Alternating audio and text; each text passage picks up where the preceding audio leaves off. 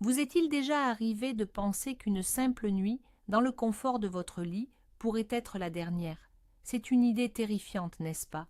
Pourtant, imaginez qu'une position de sommeil très courante, que nous sommes des millions à apprécier, soit en réalité un tueur silencieux. C'est un danger bien réel, particulièrement après 60 ans. Aujourd'hui, nous n'allons pas nous contenter de conseils habituels. Je vais partager avec vous l'alerte exclusive d'un chirurgien cardiaque. Il va nous expliquer quelle position précise multiplie les risques d'accident vasculaire cérébral pendant la nuit. Et le plus important, vous allez apprendre comment vous protéger en changeant simplement une petite habitude. Restez bien avec nous jusqu'au bout, car ce que vous allez découvrir aujourd'hui pourrait un jour vous sauver la vie. Avant de révéler quelle est cette position si dangereuse, comprenons d'abord ce qu'est réellement un AVC nocturne et pourquoi il est si traître.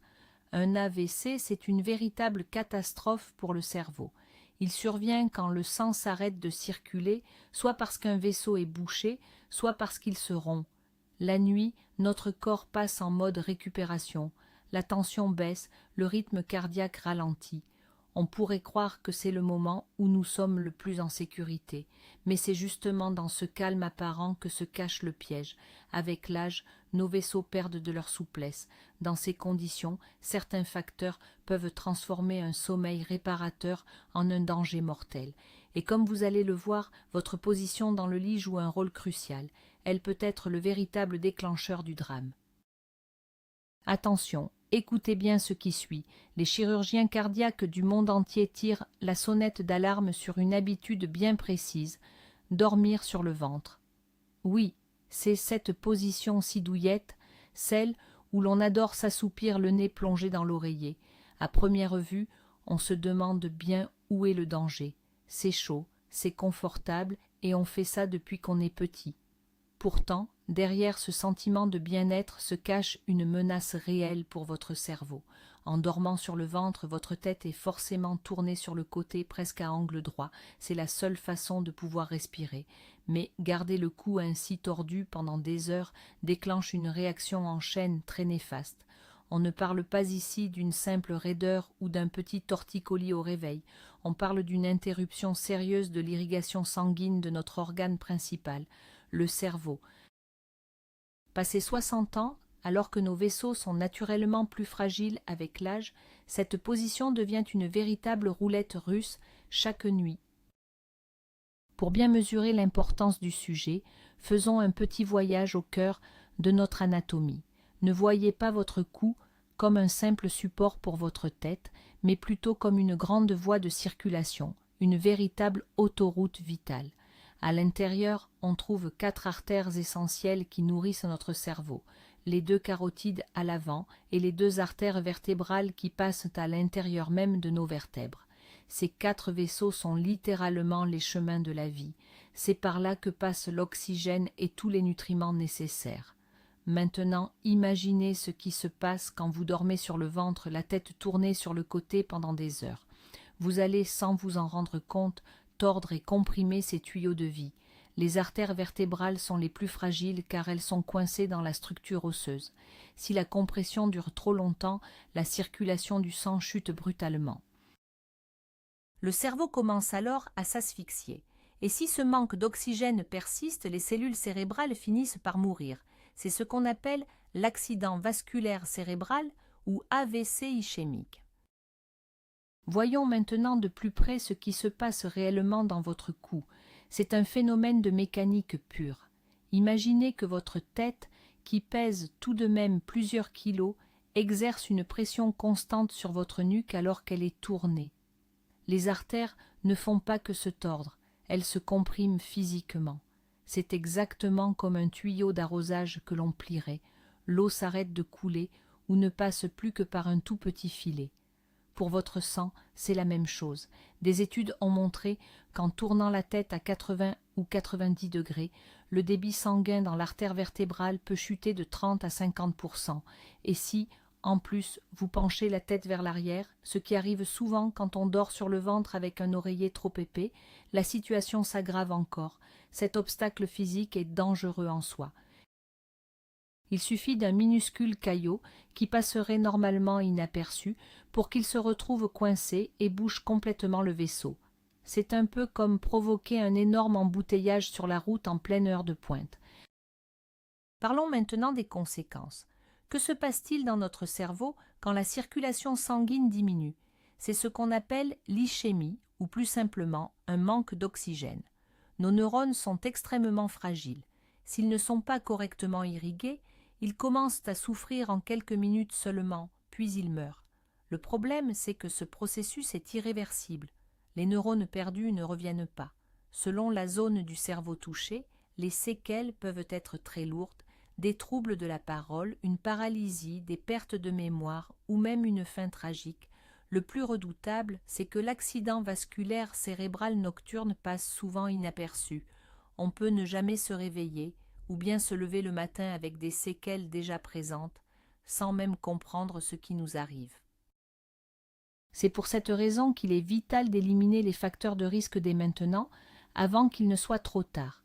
Et votre position de sommeil est justement un facteur sur lequel vous avez un contrôle total. La situation devient d'autant plus sérieuse si vous souffrez déjà d'athérosclérose. Passé 60 ans, c'est malheureusement le cas pour la plupart d'entre nous, à des degrés divers. L'athérosclérose, c'est tout simplement l'accumulation de plaques de cholestérol et de graisse sur les parois de vos vaisseaux.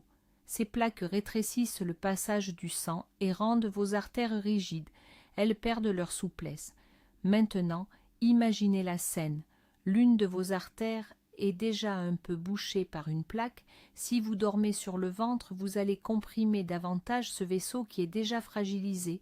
C'est un peu comme si vous essayiez de faire passer un camion dans un tunnel étroit où il y aurait déjà eu un éboulement. Le risque que l'artère se bouche complètement devient alors très élevé. Plus grave encore, en tournant la tête, cette plaque peut se fissurer. Pour tenter de réparer cette blessure, votre organisme va immédiatement former un caillot de sang. Ce caillot peut alors stopper net la circulation. C'est malheureusement l'un des scénarios les plus fréquents de l'accident vasculaire cérébral, ce qu'on appelle l'AVC ischémique. Il existe un autre mécanisme physiologique qui, malheureusement, peut nous jouer des tours durant la nuit. Il s'agit de ce que l'on appelle l'hypotension nocturne.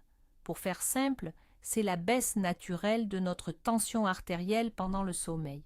En temps normal, chez une personne en bonne santé, la tension diminue de 10 à 20% par rapport à la journée. C'est un processus tout à fait sain, indispensable pour permettre à notre cœur et à nos artères de se reposer. Cependant, les choses se compliquent si la circulation sanguine est déjà entravée, par exemple à cause d'une compression des artères au niveau du cou. Dans ce cas, cette baisse de tension devient critique. Le cœur n'a plus la puissance nécessaire pour propulser le sang à travers ce passage rétréci. La pression chute alors qu'un véritable obstacle bloque la route. Résultat, le cerveau se retrouve privé d'oxygène bien plus encore que si cette même compression se produisait en pleine journée. C'est d'ailleurs pour cette raison que de nombreux accidents vasculaires cérébraux surviennent au petit matin, au moment précis où notre tension artérielle atteint son point le plus bas. C'est ce que les médecins appellent le scénario catastrophe pour un AVC nocturne. Voyons comment tout cela s'articule. D'abord, il y a l'usure naturelle de nos artères et la présence de plaques de cholestérol. Ensuite, la baisse normale de la tension artérielle pendant le sommeil. Et enfin, le facteur déclenchant, dormir sur le ventre avec la tête tournée, ce qui vient comprimer mécaniquement les artères du cou. Lorsque ces trois éléments se réunissent la même nuit, le risque devient extrêmement élevé. L'organisme ne parvient tout simplement plus à compenser. Le cerveau n'est plus assez irrigué, et c'est l'accident. On peut dormir sur le ventre pendant des années sans qu'il ne se passe rien, mais une nuit, quand tous ces facteurs convergent, cette simple habitude peut s'avérer fatale. C'est pour cette raison que les chirurgiens cardiaques insistent autant pour que l'on abandonne cette position avec l'âge. Bon, d'accord, me direz-vous, on a bien compris pour le sommeil sur le ventre, mais qu'en est-il de la position sur le côté? C'est pourtant l'une des plus recommandées, n'est-ce pas? Et c'est tout à fait vrai, mais avec une mise en garde très importante. Il existe en effet une mauvaise habitude qui peut transformer cette position en risque pour votre santé. Je parle de ce réflexe que nous sommes nombreux à avoir, glisser une main ou un coude plié sous la tête ou même sous l'oreiller. On le fait souvent pour gagner un peu de hauteur ou simplement par confort. Pourtant, ce petit geste, en apparence inoffensif, peut sérieusement perturber votre circulation sanguine. En restant appuyé sur votre propre bras pendant plusieurs heures, vous comprimez les vaisseaux et les nerfs. Au réveil, cela se traduit par ces fameux fourmillements ou cette sensation désagréable de bras engourdis. Mais attention, le problème ne s'arrête pas à cet inconfort passager. Cela peut affecter votre circulation générale, surtout si vous avez déjà quelques fragilités vasculaires. Alors, certes, c'est moins problématique que de dormir sur le ventre, mais ce n'est pas pour autant une habitude à encourager. Voyons ensemble pourquoi il est déconseillé de dormir sur son bras. Au niveau de l'épaule et de l'aisselle passe un réseau très important de vaisseaux et de nerfs. On y trouve notamment l'artère brachiale, celle qui apporte le sang à tout votre bras. Le problème, c'est qu'en dormant sur votre bras, vous écrasez cette artère avec le poids de votre corps. Le sang circule alors beaucoup moins bien. Cela peut faire monter temporairement la pression dans les artères voisines, comme la carotide. De plus, cette pression répétée peut abîmer vos nerfs sur le long terme. Mais surtout, cela fatigue inutilement votre système cardiovasculaire. Votre cœur est obligé de forcer davantage pour faire circuler le sang malgré cet obstacle. Pour une personne d'un certain âge, surtout si elle a déjà un cœur fragile ou de l'hypertension, c'est un risque supplémentaire qu'il vaut mieux éviter. C'est pourquoi il est vraiment préférable de perdre cette habitude. Savez-vous que votre oreiller joue un rôle crucial pour la sécurité de votre sommeil ? Un mauvais choix peut transformer une position confortable en un véritable risque pour votre santé. Parlons du sommeil sur le ventre. Si votre oreiller est trop haut ou trop volumineux, votre cou subit une torsion et se retrouve cambré vers l'arrière. Cela crée une tension excessive et comprime les artères cervicales. C'est sans doute la pire configuration pour votre organisme. De même, si vous dormez sur le côté avec un oreiller trop plat ou trop épais, votre nuque n'est plus dans son axe naturel. Elle s'affaisse ou se courbe anormalement. Dans ces deux cas, votre colonne vertébrale n'est plus droite, ce qui finit par pincer les nerfs et les vaisseaux sanguins. Gardez à l'esprit qu'un oreiller n'est pas qu'un simple objet de confort. C'est un véritable allié de santé dont la mission essentielle est de maintenir votre tête et votre cou dans une position neutre et saine tout au long de la nuit. Quelle est donc la position idéale pour protéger notre cœur selon les cardiologues ? La grande majorité des spécialistes s'accordent sur un point. Il est préférable de dormir sur le dos. Mais pourquoi ? Tout d'abord, car dans cette posture, votre colonne vertébrale et vos cervicales adoptent une position parfaitement naturelle et neutre. La tête reste bien droite, sans aucune torsion, ce qui permet au sang de circuler librement vers le cerveau par les 4 artères principales.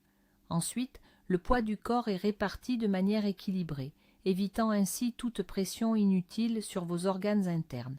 C'est aussi un excellent moyen de prévenir les douleurs au dos et à la nuque, en soulageant la colonne vertébrale.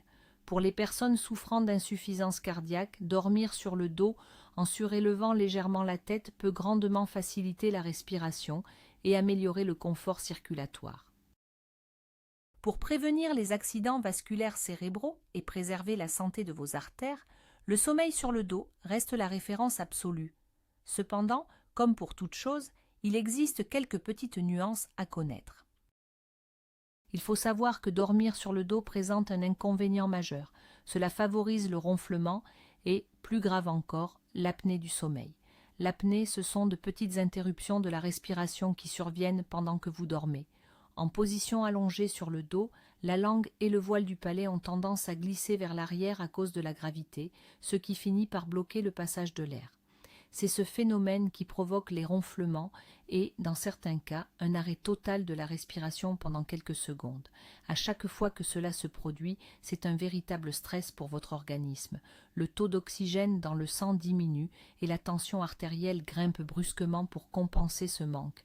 À long terme, l'apnée du sommeil devient un facteur de risque important pour les AVC, les infarctus et l'hypertension. Si vous savez que vous ronflez beaucoup ou si on vous a diagnostiqué de l'apnée, dormir sur le dos n'est sans doute pas la meilleure option pour vous.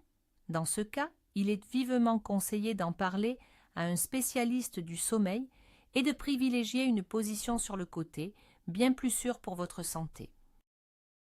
Si vous ne souffrez ni de ronflement ni d'apnée du sommeil et que vous souhaitez prendre l'habitude de dormir sur le dos, voici quelques conseils pour rendre cette position la plus bénéfique possible. Le secret, c'est l'oreiller. Il ne doit pas être trop haut. Son rôle est simplement de combler la courbe naturelle de votre nuque pour bien la soutenir, sans pour autant projeter votre tête vers l'avant. Les oreillers orthopédiques avec un maintien cervical ou les modèles à mémoire de forme sont parfaits pour cela. Une autre petite astuce consiste à glisser un petit traversin ou un coussin fin sous vos genoux. Ce geste tout simple permet de soulager le bas du dos et de détendre complètement la colonne vertébrale. Quant à vos bras, l'idéal est de les laisser le long du corps ou de les poser doucement sur votre ventre.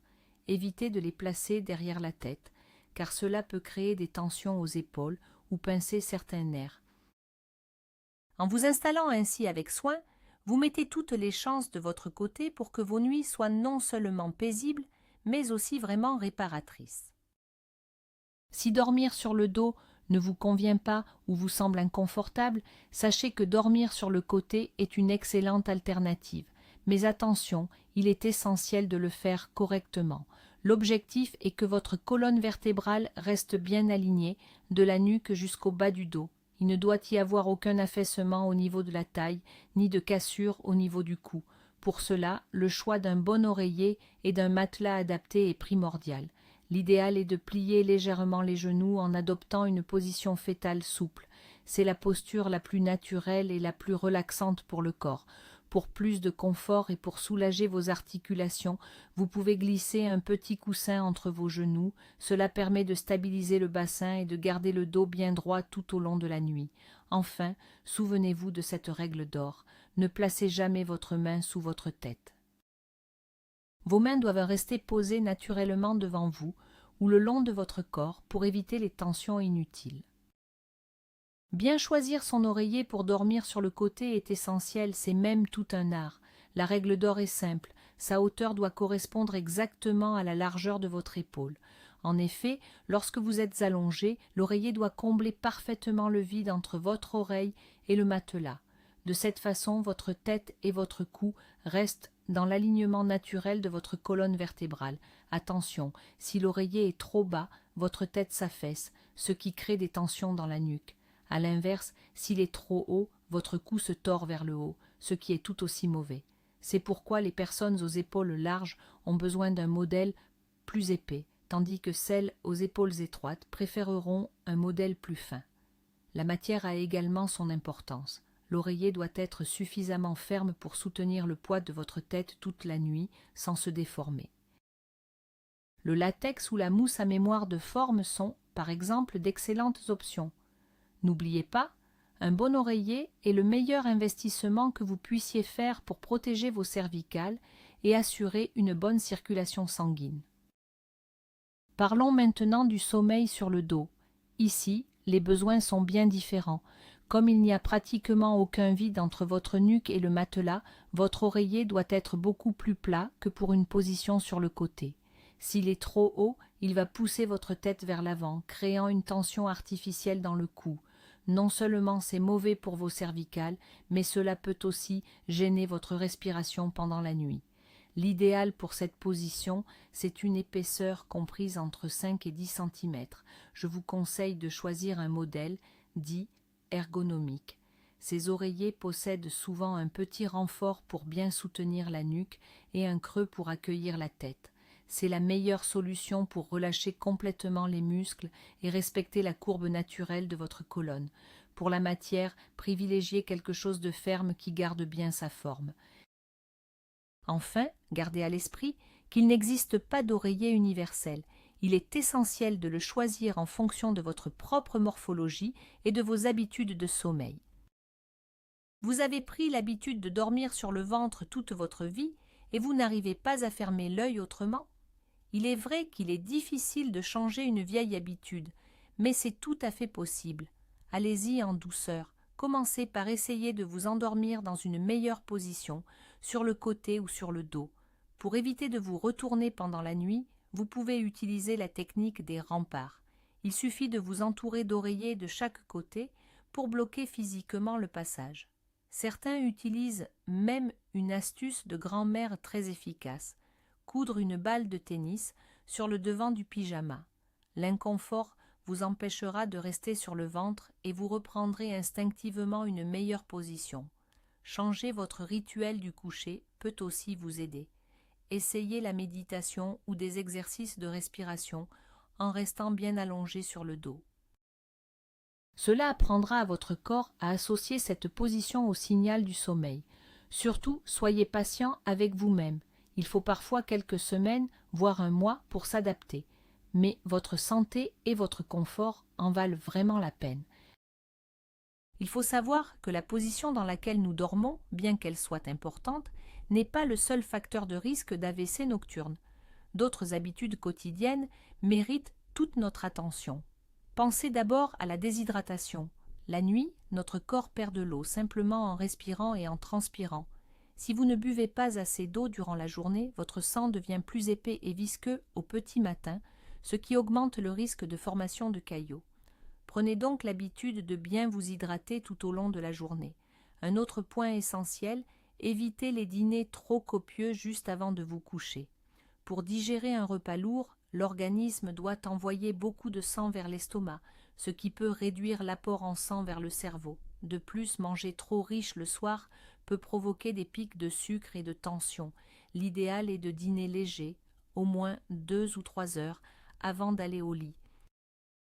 Enfin, il est vital de surveiller régulièrement votre tension artérielle et votre taux de cholestérol, sans jamais oublier de prendre les médicaments prescrits par votre médecin. C'est cette approche globale qui est la véritable clé pour protéger votre santé. Même en prenant toutes les précautions nécessaires pour notre santé, il est crucial de savoir identifier les signes d'une attaque cérébrale pour agir immédiatement. Il existe un test simple et efficace, reconnu partout dans le monde sous le nom de FAST, ce qui signifie rapide. Chaque lettre correspond à un symptôme précis. F pour face, le visage. Demandez à la personne de sourire. Si un côté de la bouche reste figé ou s'affaisse, c'est un premier signal d'alerte. A pour action des bras. Demandez-lui de lever les 2 bras devant elle. Si l'un des bras ne monte pas ou retombe tout seul, c'est le deuxième signe. S pour système de parole. Demandez à la personne de répéter une phrase toute simple. Si ces paroles sont confuses, qu'elle cherche ses mots ou qu'elle n'arrive plus à parler, c'est le 3e signe. Enfin, T pourtant, si vous observez ne serait-ce qu'un seul de ces symptômes, n'attendez pas et appelez immédiatement les secours. En cas d'AVC, chaque minute compte. Le temps, c'est du cerveau. Plus la prise en charge est rapide, meilleures sont les chances de récupération. Ce test, nous devrions tous le connaître par cœur. Pour conclure, reprenons ensemble les recommandations essentielles du chirurgien cardiaque pour un sommeil serein après 60 ans. Premièrement, et c'est le point le plus important, oubliez définitivement le sommeil sur le ventre. C'est la position la plus éprouvante pour vos vaisseaux sanguins. Deuxièmement, si vous préférez dormir sur le côté, assurez-vous de le faire correctement. Utilisez un oreiller dont la hauteur correspond à la largeur de votre épaule et évitez absolument de glisser votre bras sous votre tête. Troisièmement, si vous ne souffrez pas d'apnée du sommeil, privilégiez le sommeil sur le dos. C'est la position la plus sûre. Pour cela, choisissez un oreiller orthopédique plutôt bas. Quatrièmement, veillez à ce que votre matelas et votre oreiller soient parfaitement adaptés à votre morphologie et à vos habitudes. Enfin, n'oubliez pas les autres facteurs clés. Hydratez-vous suffisamment, évitez les dîners trop copieux et gardez un œil sur votre tension artérielle. Ces gestes simples, mais vitaux, feront de vos nuits un véritable moment de soin et de sécurité. Votre santé reste entre vos mains même quand vous fermez les yeux. Et voilà, mes chers amis, comment une simple habitude peut parfois avoir de lourdes conséquences. Résumons l'essentiel. La position la plus dangereuse pour dormir, surtout après 60 ans, c'est de s'allonger sur le ventre. Cela peut comprimer les artères vitales du cou et favoriser un accident vasculaire cérébral pendant la nuit. Dormir sur le côté avec la main sous la tête n'est pas non plus la meilleure solution. Les positions les plus sûres restent sur le dos ou sur le côté, à condition que votre tête et votre nuque soient bien soutenues. Rappelez-vous qu'un bon oreiller n'est pas un luxe, c'est un véritable outil de prévention pour votre santé. Ces informations, transmises par un chirurgien cardiaque expérimenté, ne sont pas là pour vous faire peur, mais pour vous donner les clés pour vous protéger, vous et vos proches. Merci d'avoir suivi cette vidéo importante jusqu'au bout. Si ces conseils vous ont été utiles, n'hésitez pas à laisser un j'aime et à vous abonner à notre chaîne pour ne manquer aucun conseil pour votre santé et votre longévité. Et maintenant, j'aimerais vous poser une question. Dans quelle position dormez-vous d'habitude? Ressentez-vous parfois des raideurs ou un inconfort au réveil? Partagez votre expérience dans les commentaires, discutons-en ensemble. Prenez soin de vous et dormez bien.